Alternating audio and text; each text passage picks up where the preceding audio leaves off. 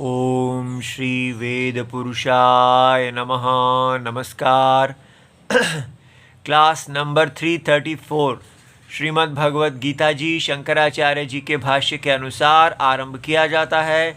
ओम श्री सीतारामचंद्राभ्याम नमः। नमो गुरुभ्यः। ओम अथ काल देवता श्री संवत् 2081 मार्गशीर्ष शुक्ल पक्षः द्वितीया मंगलवारः मूल नक्षत्रम दक्षिणायनम हेमंत ऋतुः। ओम तत्सत् श्री शंकराचार्याय गुरवे नमः। एषा ब्राह्मी स्थितिः पार्थ नैनां प्राप्य विमुह्यति स्थित्वा स्यान्तकालेऽपि ब्रह्मनिर्वाणमृच्छति। अध्याय 2 और श्लोक number 72 Shrimad Bhagavad Gita ji Gita Press Gorakhpur book number 10 Shankaracharya ji के भाष्य वाली पुस्तक। तो आज दूसरे अध्याय का अंतिम श्लोक पूर्ण आहुति हमारे इस ज्ञान यज्ञ की होगी। और क्या कह रहे हैं हमारे श्लोक कि ऐशा ब्राह्मी स्थिति पार्थ। ये जो स्थिति है ये ब्राह्मी स्थिति कहलाती है। इसमें क्या विशेषता है? न एनम प्राप्य विमुह्यति। इसको प्राप्त करके मोह नहीं होता है। जिस मोह से व्यक्ति निकल के इस स्थिति में पहुंचता है तो इसको प्राप्त करके पुनः वो संसार के प्रति मोहित नहीं होता है। और स्थित्वा अस्याम अंतकालेपि, यदि इस ब्राह्मी स्थिति में अपने जीवन के मृत्यु काल में भी, माने वृद्धावस्था, जब व्यक्ति पूरा जीवन जीता हुआ और वो वृद्ध हो गया है, तब भी अगर वो इसमें स्थित हो जाता है तो वो ब्रह्म निर्वाणम अर्थात पूर्णता को प्राप्त हो जाता है, ऐसा भगवान ने कहा। अब हम इसको देखते हैं शंकराचार्य जी क्या बता रहे हैं।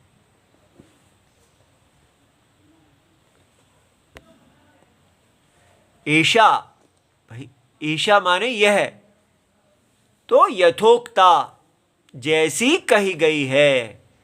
कैसी कही गई है? माने जो पूरे के पूरे अध्याय में भगवान ने दिखाया कि भगवद गीता दिखा रही हैं कि मनुष्य का प्रॉब्लम क्या है और उस प्रॉब्लम का सॉल्यूशन क्या है, क्या हमारे जीवन की समस्या है और क्या उसका समाधान है। तो क्या समस्या है हमारी? तो हमें कहा गया कि समस्या है हमारी मोह। अर्जुन को मोह था। क्या मोह था? मोह माने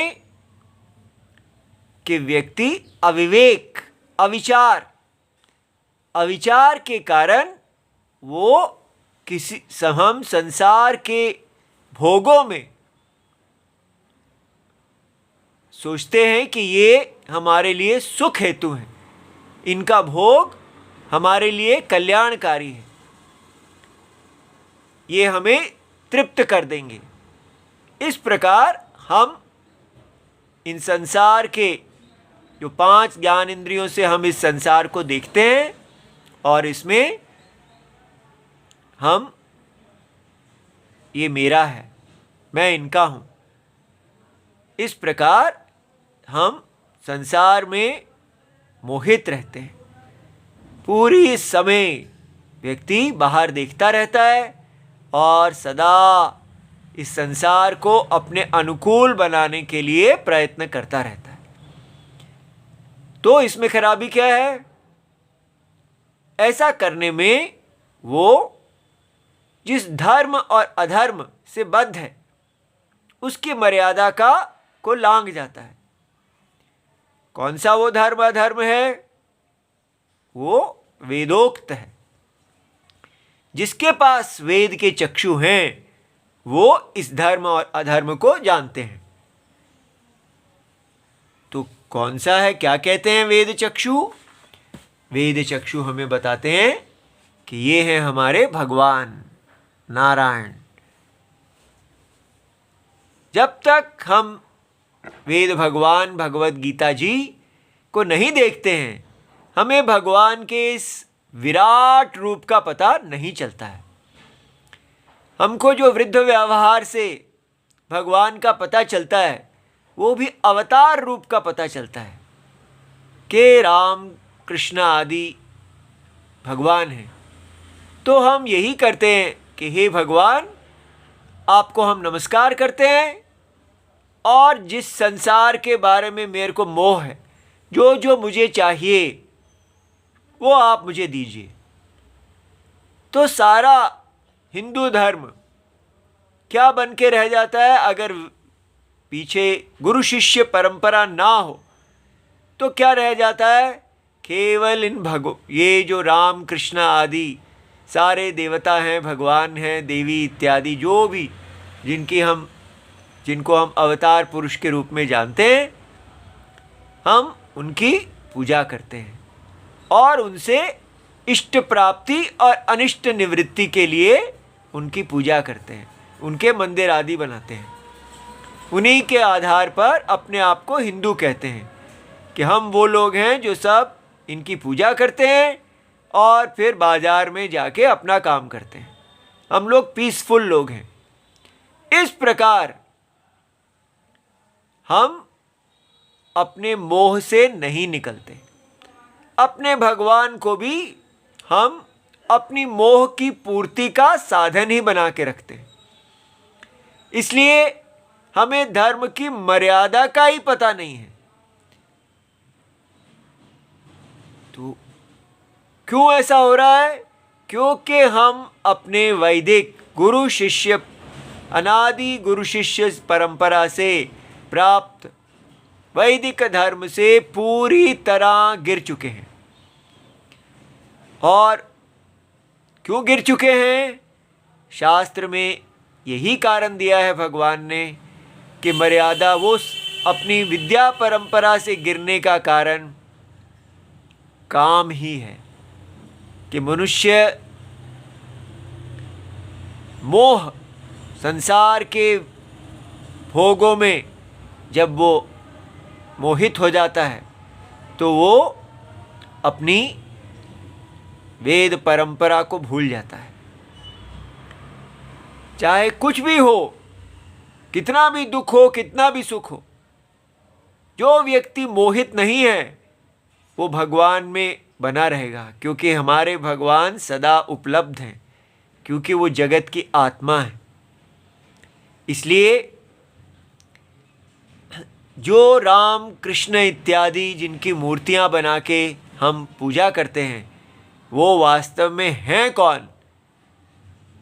वो उनका एक रूप है अवतार रूप, लेकिन एक है नित्य रूप और वो है विश्व रूप।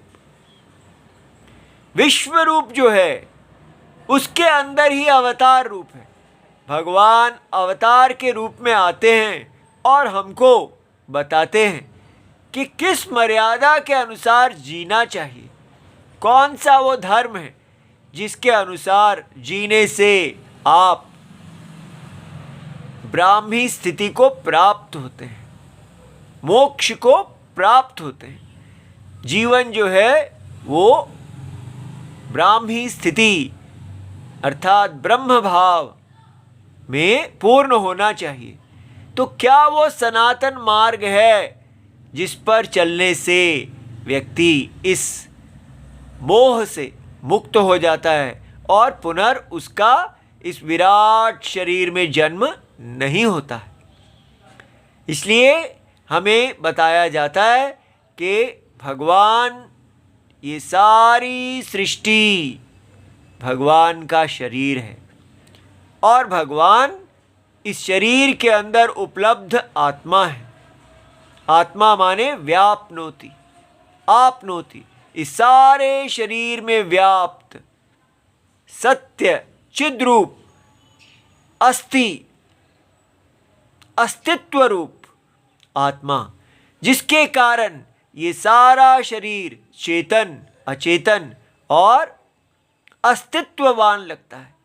इस सारे शरीर में अस्तित्व जिसके कारण है वो आत्मा है और वो इस सारे शरीर का सत्य है। इस शरीर का अपना कोई अस्तित्व नहीं है। ये एक प्रतीति मात्र है जो अज्ञान के कारण इसमें दिखती है, लेकिन ये प्रतीति मात्र यज्ञ रूप है। यज्ञ रूप होने से हम जो शरीरधारी हैं वो कौन है? वो इसी भगवान के शरीर के अंदर बार बार जन्म लेने वाले, अपनी इस मर्यादा, शरीर की मर्यादा, धर्म और मर्यादा के विरुद्ध जाना अधर्म, इस धर्म अधर्म को पालन करते हुए हम बार बार जन्म और मृत्यु को प्राप्त होते हैं, उच्च शरीरों और नीच शरीरों को प्राप्त होते हैं। तो हमें बताया जाता है कि यहाँ पर एक वर्णाश्रम धर्म है। तो आजकल का हिंदुइज्म इस वर्णाश्रम धर्म से पूरी तरह गिर चुका है और केवल अवतार भगवान जो इसलिए जन्म लेते हैं कि हमको वर्णाश्रम धर्म बताया जाए, लेकिन हमने उनके सारी शिक्षा को छोड़ दिया। आप देखें, राम जी का अवतार, कृष्ण जी का अवतार, सब जगह यही लिखा है कि वो वर्णाश्रम धर्म की संस्थापना के लिए आते हैं। संभवामि युगे युगे धर्म संस्थापनार्थाय, वो कौन से धर्म की संस्थापना करते हैं? वर्णाश्रम धर्म की। लेकिन हम हिंदुओं ने अपने काम को पूरा करने के लिए उन्हीं अवतार भगवान के मंगल विग्रहों को पूजना शुरू कर दिया। किस लिए?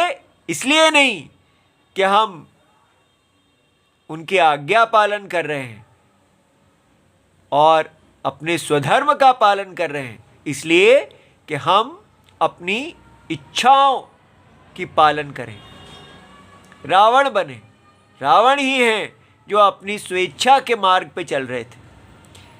इसलिए ये जो मर्यादा पुरुष है, यज्ञ पुरुष है, परमात्मा जो सदा उपलब्ध है, जिनके अवतार हमको इस मर्यादा पुरुष की मर्यादा पालन करने का पथ दिखाते हैं, इन मर्यादा पुरुषों में जो हमारा स्थान है, यज्ञ स्थान है, ब्राह्मण क्षत्रिय वैश्य शूद्र और या वर्ण का और आश्रम का, ब्रह्मचर्य गृहस्थ वानप्रस्थ संन्यास, उन सबको तपस्या रूप को जीते हुए केवल उससे इस विराट यज्ञ पुरुष की आराधना करते हुए हम शुद्ध होते हैं, ज्ञान को उत्पन्न करते हैं और वो ज्ञान जो है उसमें हम स्थित हो जाते हैं जब, तो उसको कहा जाता है ब्राह्मी स्थिति। तो इसलिए कहा कि पिछले श्लोक में ये जो कहा गया कि विहाय कामान सर्वान, जब व्यक्ति इस परम सत्य जगत के सत्य आत्मा में स्थित हो जाता है तो उसको तुष्टि प्राप्त होती है, क्योंकि आत्मा तुष्टि रूप है। उसको संसार की किसी विषयों से, भोगों से कोई तुष्टि की आवश्यकता नहीं है। इसलिए और ना ही उसको भय है, क्योंकि आत्मा नित्य अभय स्वरूप है। संसार की माया स्वप्न रूप, उसका अपना शरीर भी स्वप्न की माया है। इसलिए अपने शरीर के भी चले जाने से उसको आत्मनाश का कोई भय नहीं है। अपने प्रिय के नाश से उसे कोई भय नहीं है। इसलिए संसार में उसका कोई प्रिय अप्रिय नहीं है। वो केवल आत्मा ही उसका प्रिय है, परम सत्य उसका प्रिय है, जिसकी उसे नित्य प्राप्ति है। इस प्रकार ऐसा यथोक्ता, ऐसा समझाया गया। यह है यथा उक्ता। तो हमें प्रवृत्ति लक्षण धर्म, वर्णाश्रम लक्षण ये भी समझाया गया, और निवृत्ति लक्षण धर्म वो है इस सारे से आत्मज्ञान प्राप्त कर लेना और फिर अपने स्वधर्म को छोड़ के केवल तत्व ज्ञान में निष्ठ हो जाना। तो ये ब्राह्मी का अर्थ भगवान बताते हैं ब्रह्मणी। ब्रह्मणी भवा यम स्थिति, ब्रह्म में होने वाली ये स्थिति। कौन है ब्रह्म? कोई मिस्टर ब्रह्म है? नहीं। ब्रह्म माने बृहत, जो सर्वव्यापी है। कैसे? जैसे लहरें के लिए जल ब्रह्म है, सारी लहरें जल के द्वारा व्याप्त हैं। इसलिए असत्य सत्य के द्वारा व्याप्त होता है। इसलिए ये सारा प्रपंच, ये सारी दुनिया जो हमें दिखती है 5 ज्ञान इंद्रियों और अनुमान से, जो प्रमाण व्यवहार है, सारा प्रमाण व्यवहार जिस आत्मा से व्याप्त है, चिद्रूप आत्मा से, चेतन आत्मा से, वो ब्रह्म है। उसे ब्रह्म कहते हैं। तो बृहत माने सबसे बड़ा, लेकिन स्वयं अनलिमिटेड। तो आकाश जो अनलिमिटेड है, जिसमें सब कुछ है, वो आकाश भी इस ब्रह्म के अंदर लय प्राप्त हो जाता है। इसलिए जगत का परम सत्यम वो ब्रह्म है। तो उस सत्य में जो स्थिति है वो क्या है? सर्व कर्म संन्यास, सर्व कर्म संन्यस्य ब्रह्म रूपेण एव अवस्थानम इति एतत्। तो सारे कर्मों का संन्यास करके, संन्यास माने पूरी तरह न्यास करके, अर्थात ये चतुर्थ आश्रम।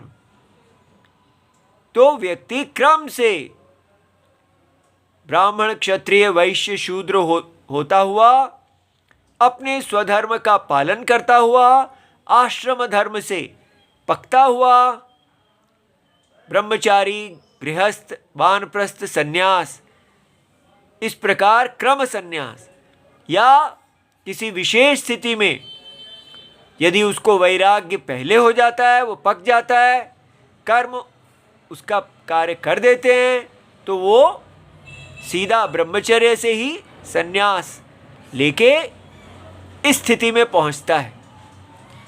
और इसलिए पहले कर्मों को धारण किया जाता है, और वही शास्त्र कर्मों का सन्यास भी बताते हैं। तो उस कर्म के पालन से जो कर्म योग कहलाता है, जो ब्रह्म रूपेण स्वयं ब्रह्म ही हो जाता है व्यक्ति, अवस्थानम इति एतत्, उसी को ब्राह्मी स्थिति कहा गया है।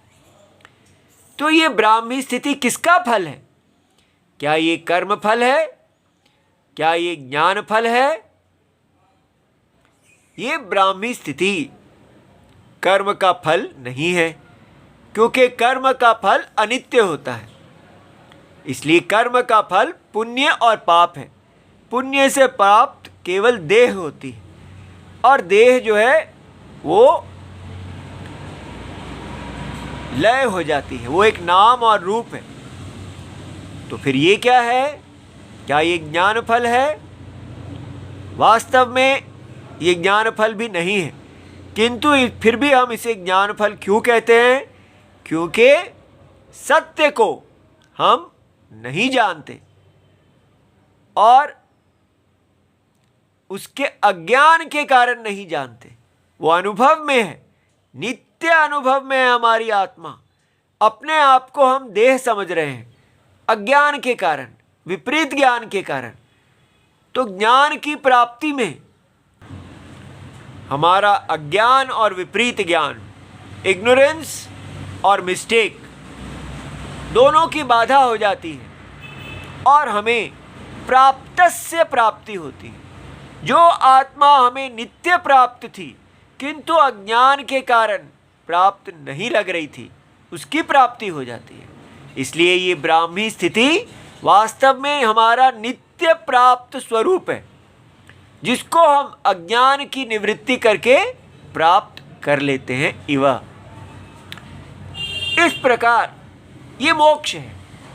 अब इसके बारे में कहा गया कि अगर कोई भी चीज जब प्राप्त कर ली जाती है तो जिस निमित्त से वो प्राप्त की गई है, तो निमित्त के चले जाने पर, उसके कारण के चले जाने पर वो भी चली जाती है। ठीक है, लेकिन तो क्या ये स्थिति भी चली जाती है? तो भगवान कहते हैं, हे पार्थ, न एनाम स्थितिम प्राप्य, इस स्थिति को प्राप्त करके लब्ध्वा विमुह्यति न मोहम प्राप्नोति, व्यक्ति मोह को प्राप्त नहीं होता है। ये बहुत महत्वपूर्ण है। जो रिलीजन्स हैं वो ऐसा कहते हैं कि संसार दुख हेतु है।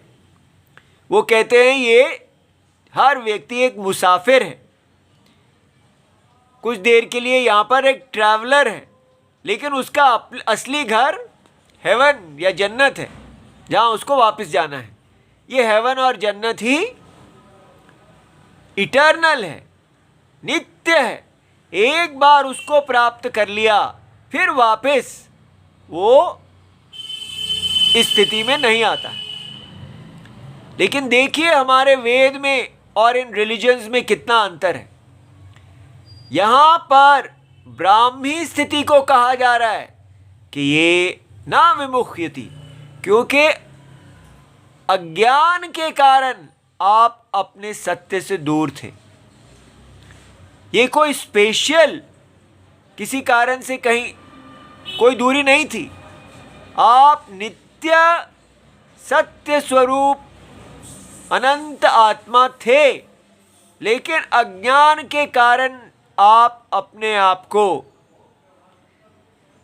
एक कर्म से प्राप्त शरीर समझ रहे थे और बार बार उस शरीर का जन्म और मृत्यु होता था, तो आप सोचते थे आपका भी जन्म और मृत्यु हो रहा है। ना आपका कभी जन्म हुआ और ना कभी मृत्यु हुई। अज्ञान में ही जन्म और मृत्यु, दुख इत्यादि है।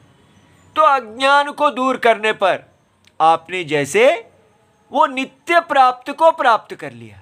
इसीलिए यहां कहा जा रहा है कि ये स्थिति दोबारा मोह की स्थिति, अविवेक की स्थिति नहीं उत्पन्न होगी।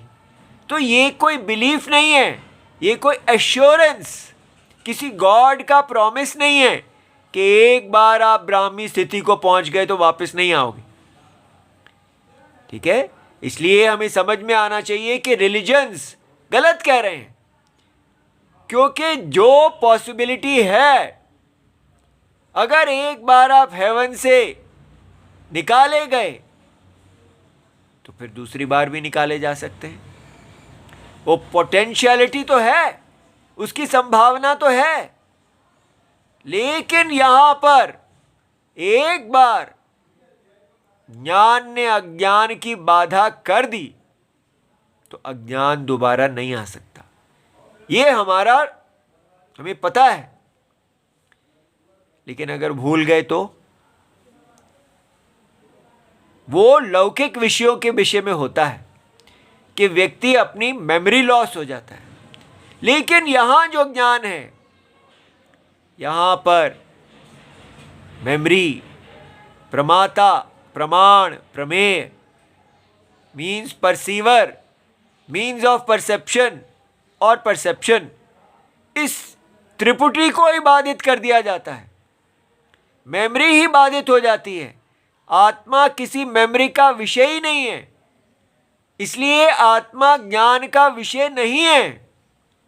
वो ज्ञान जो आता है वो आत्मा को ज्ञान विषय आदि का बाधा कर देता है।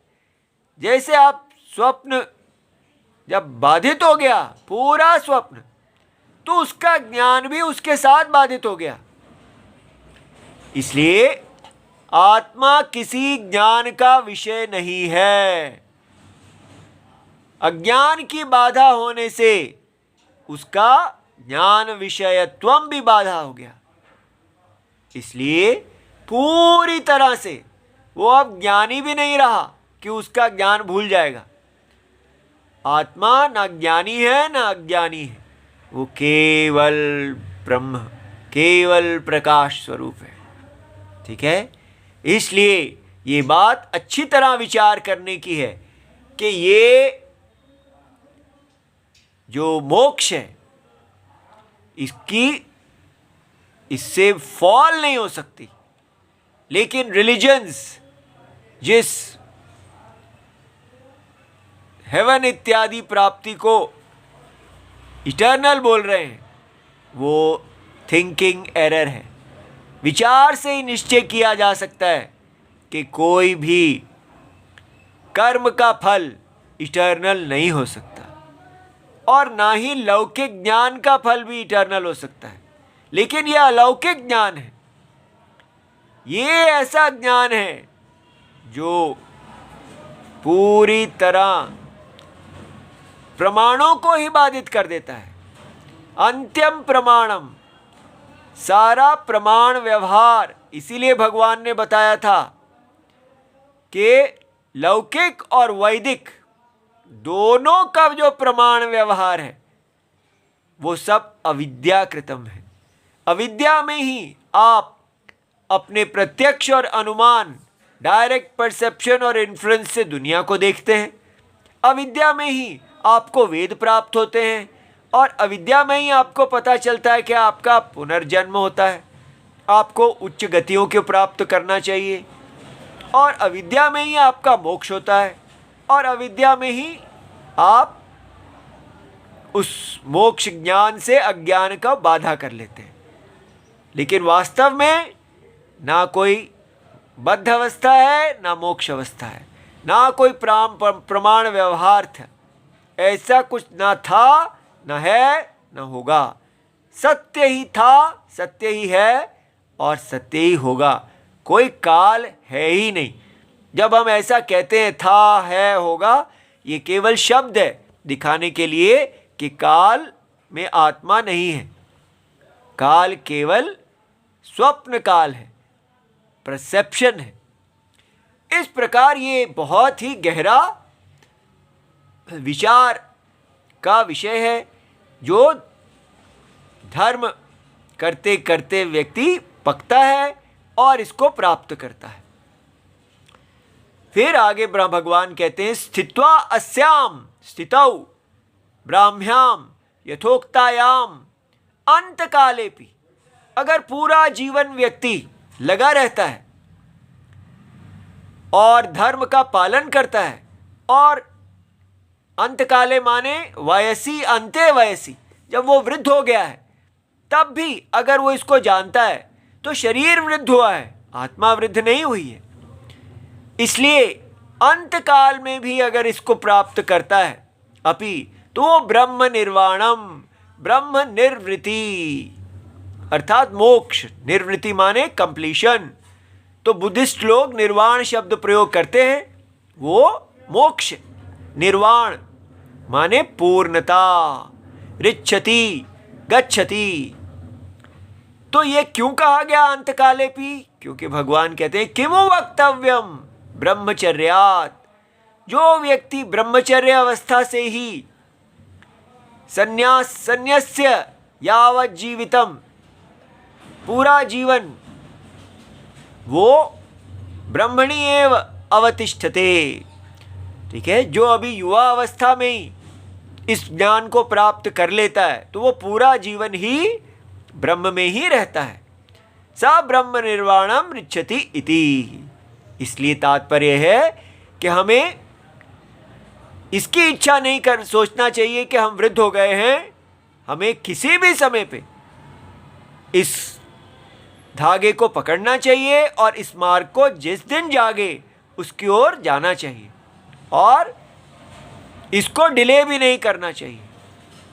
जब हो सके व्यक्ति को भगवान नारायण की शरण लेनी चाहिए और अपने सत्य सनातन भूले हुए राम जी के बताए हुए मार्ग पे सदा चलना चाहिए।